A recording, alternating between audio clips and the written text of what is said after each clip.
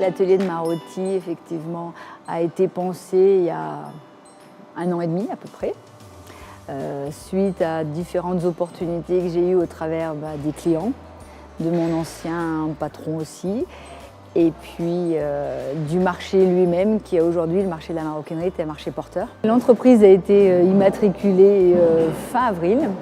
Et son activité a réellement démarré début juillet, le 2 juillet. Donc là, on avait une petite ossature d'une personne responsable de production, une responsable qualité, et moi-même donc pour gérer le site et puis gérer les clients. Ceci a fait qu'on s'est installé sur Thiers parce qu'effectivement Marion et Laura étaient à proximité de Thiers. Donc j'ai élaboré le projet, j'en ai parlé à différentes personnes, j'ai mis ça en place, j'ai fait un dossier. J'ai commencé par le Forum des entrepreneurs l'année dernière, fin novembre, sur Saint-Étienne. Au travers de ça, j'ai découvert qu'il fallait un stage obligatoire pour s'installer en tant qu'entrepreneur, que j'ai fait fin janvier. Ça m'a permis de rencontrer un certain nombre de personnes.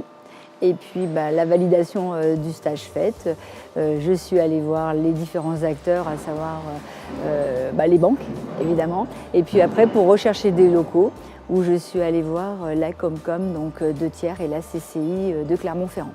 Après, j'ai rencontré la personne de Pôle emploi, justement parce que nous aujourd'hui, l'atelier de Marotti, c'est des machines, un savoir-faire, des clients. Donc le savoir-faire au travers de personnes que Pôle emploi m'a envoyées au travers d'une annonce. Et puis aujourd'hui, on travaille avec une formation qui s'appelle l'AFPR. Ça permet de voir effectivement et de mettre en application et de faire une formation sur site. C'est des étapes, donc vous allez à un forum des entrepreneurs. Donc là, il vous faut rencontrer différents acteurs, que ce soit de l'avocat, du notaire, des gens spécifiques bancaires, assurances, des anciens porteurs de projets. Ce qui était sympa, c'est de se remettre les pieds à l'étrier et de rencontrer différentes personnes dans différents domaines.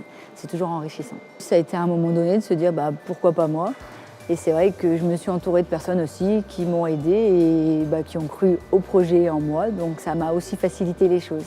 Donc aujourd'hui, le conseil, c'est de bien s'entourer avec des bonnes personnes.